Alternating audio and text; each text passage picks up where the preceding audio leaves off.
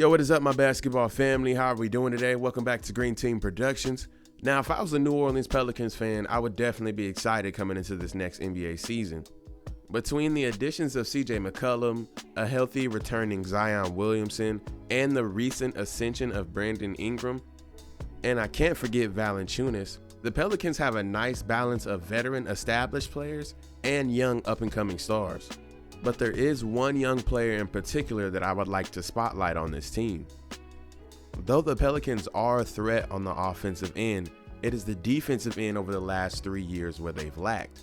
And I believe this player has the potential to be the anchor of their defense in the future. And that player is Herbert Jones. Coming out of the University of Alabama, Herbert Jones was never known to be an elite scorer. In fact, his highest scoring year is his junior year, where he averaged 11 points a game.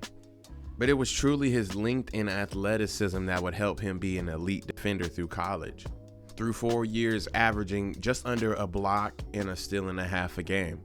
This would lead him to be one of only 2 players across the nation that would make it on the semifinals list to be considered for the Naismith Player of the Year and Defensive Player of the Year. So the Pelicans took note of that and drafted him with the 35th overall pick in the 2021 NBA Draft. Listed to be 6'7" with a 7-foot wingspan and sitting at 210 pounds, Jones is already coming into the league with the size and the tools to compete with other players at his position. And on top of that, you add his rangy athleticism and his endless motor, he was bound to make an impact on the defensive end. And that is exactly what he ended up doing. Because over the last 3 seasons, the Pelicans have consistently hung around the top 10 worst defensive teams in the league. But just this last season, they were able to end as the 18th overall ranked defense.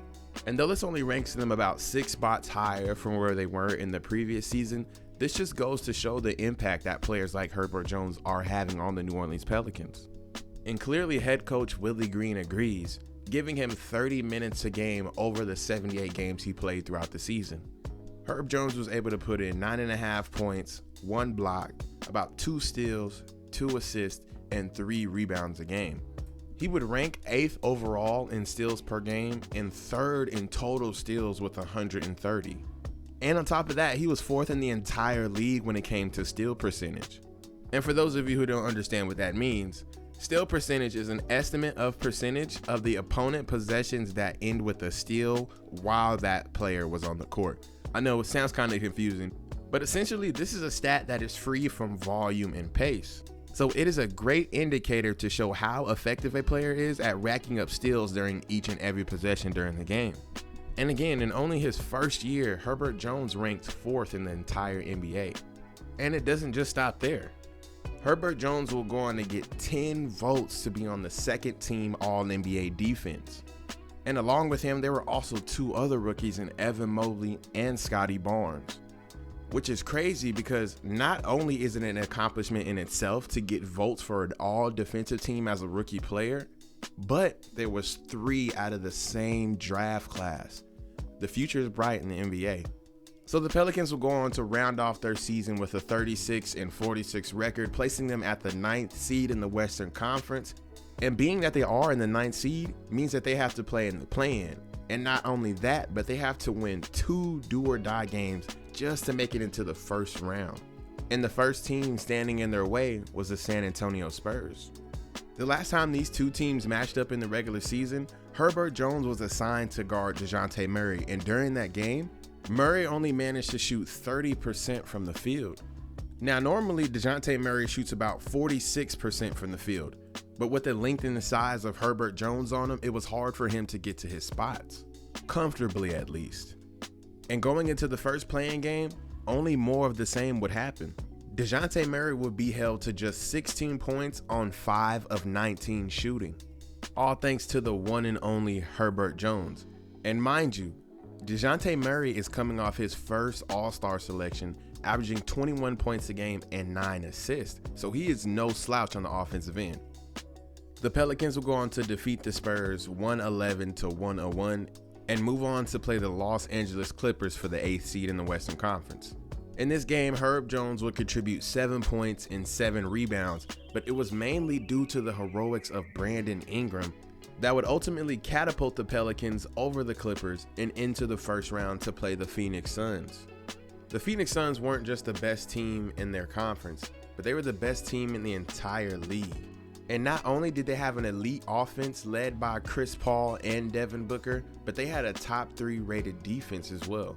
They are also coming off their recent finals loss in just the last season, in which they would lose to Giannis Antetokounmpo and the Milwaukee Bucks. So I think it was safe to say that coming into this year's playoffs, they had something to prove. And looking at this Pelicans team, it seemed like it was a pretty easy sweep for the Suns. But all that would change after Devin Booker would go out with a hamstring injury in Game 2. The Pelicans were able to snatch that game and go back into their home building.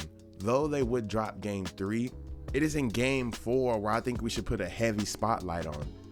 Because during this game, Herb Jones was assigned to guard Chris Paul and would guard him for the majority of the minutes. And just coincidentally, this game, Chris Paul had 4 points and 3 turnovers.